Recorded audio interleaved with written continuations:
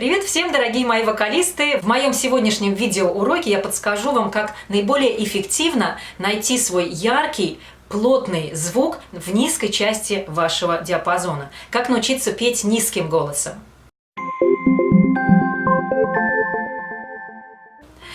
Дело в том, что не у всех этот регистр достаточно хорошо озвучен в силу природных особенностей, а может быть просто вы никогда не уделяли внимания низкому голосу и всегда хотели петь что-то высокое, что-то такое яркое и, так сказать, чарующее. А на самом деле низкая часть диапазона – это очень важная база для создания вашего тембра. Представьте, что вы диджей, у вас есть колонки, какие-то дешевенькие китайские, в которых звучит только средняя и высокая частота. То есть баса и бочки у вас нет. Никто не будет танцевать под эту музыку, потому что она будет очень мелкая, и в ней не будет кача.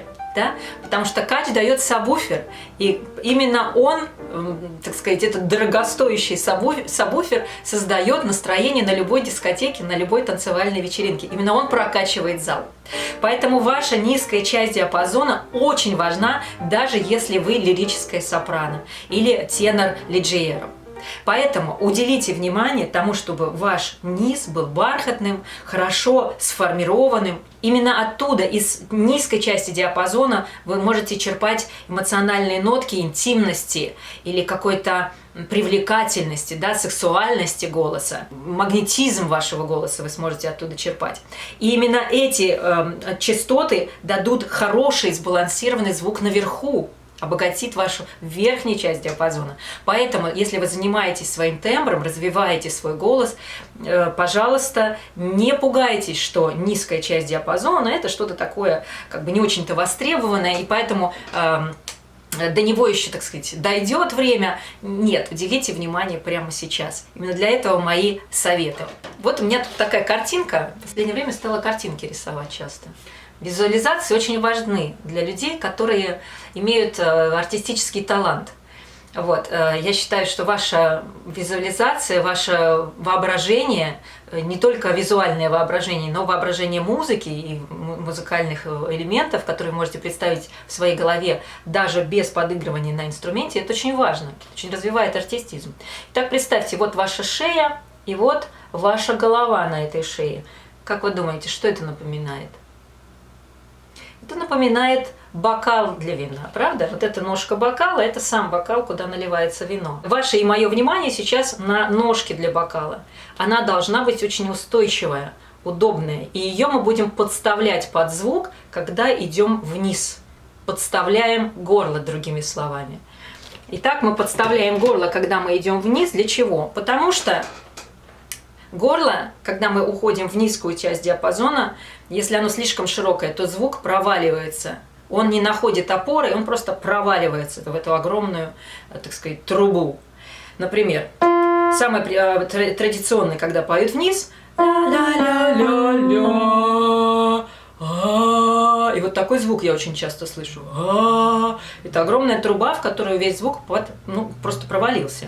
А если я поддержу и буду суживать свое горло, чем ниже я иду, тем больше подставляю, да, ножку своего бокала, удерживаю эту ножку.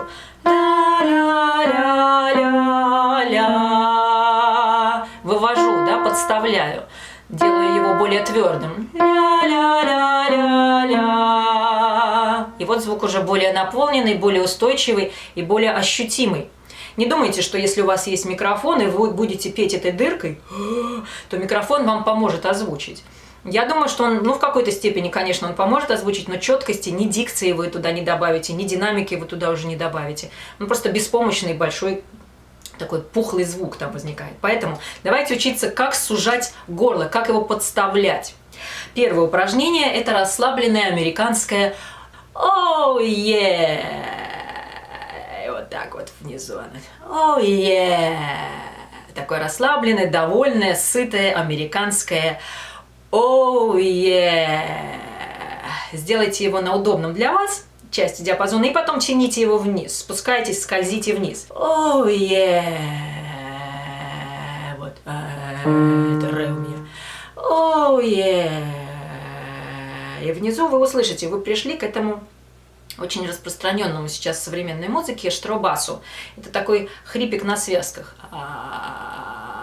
Он возникает там вот где-то в глубине, в самой низкой части вашего горла. А что же там происходит? Штробас или fry voice, это другими словами на английском языке, это самое медленное колебание связок. То есть вы издаете такой звук, при котором частота колебания наиболее низкая.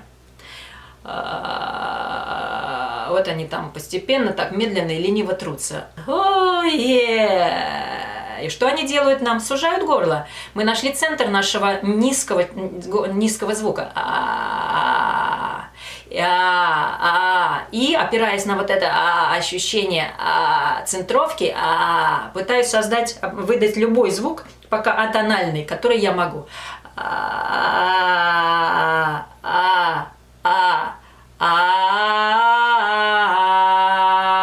И вот он уже более, так сказать, ощутимый, вот он уже более такой устойчивый. Это у меня фа получилось. И вот прям пойте этим примитивным звуком, пока он не установится, не прирастет к вам, не станет вам удобным. Дальше, если у вас это не получается, потому что я уверена, не у всех сразу все получится, давайте попробуем другое упражнение из набора звукоподражаний. У меня есть такое видео, там порядка 20 минут, я привожу примеры, какие звукоподражательные приемы помогают проработать разные вокальные задачи. Если вам будет интересно, посмотрите такое видео, я оставлю ссылку. Итак, там есть такой персонаж лягушечка. Эта лягушечка квакает. Что нам лягушечка дает? Опору. Опять же, вот эту самую опору, подставленное горло. Ножку для бокала. Ножку для бокала вина. Да? Получается, что и строчите на этой опоре. И строчите. Вот это узкое горло, которое создает нам опору звука в низкой части диапазона. И когда вы нашли лягушечку, давайте придем. Это ля у меня получилось, да? Вот я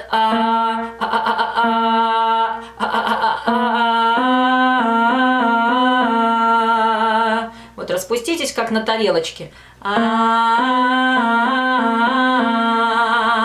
И потом, если у вас уже где-то что-то зацепилось, вдруг звук понял, где ему зацепиться, да, заземлиться, у него есть такая возможность, наконец. И тогда мы начнем чуть выше и придем к низкому.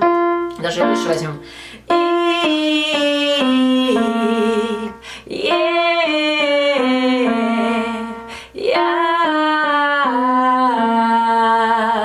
Не скольжу вниз с большой трубой, а сужаю к концу.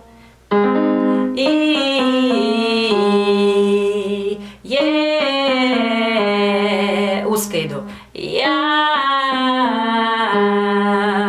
Ну вот. У мужского голоса точно такая же будет задача. Чем ниже, тем более узкое горло, тем больше я подставляю горло, да, делаю устойчивым свой низкий звук, не проваливаю его, да, упираюсь либо в подбородок, либо ощущение где-то вот здесь у меня обязательно есть какой-то подтык. Не упускайте эту возможность проверить. И еще одна рекомендация, чтобы не терять интонацию в низкой части диапазона. Если у вас песня, да, идет волнами то низ, то вверх, обязательно поддерживайте низкую часть диапазона через плотную дикцию. Когда вы сделаете эту дикцию плотной и выпуклой, она поможет вам удерживать интонацию и также сузить ваше горло. Дикция будет очень твердой. Это обязательно. Потому что если мы говорим о высокой части диапазона, там напротив, дикция будет более открытая, более такая поверхностная, я бы сказала, чтобы дать возможность ничего не зажимать, а именно парить над верхними нотами. Да? Именно петь, вот, вокализировать больше на верхней части диапазона. А в нижней обязательно устойчивость, дикция и узкое горло. Я надеюсь, что вам это поможет. Тренируйтесь, пробуйте, узнавайте свой голос и узнавайте, что сделает его более сбалансированным, красивым, ярким и тембристым. Это очень важно, найти свой собственный тембр. Пишите в комментариях, если есть вопросы. И не забывайте подписаться на канал, потому что каждую неделю я сообщаю вам что-то новое из мира профессионального вокального обучения. Всего доброго, пойте с удовольствием!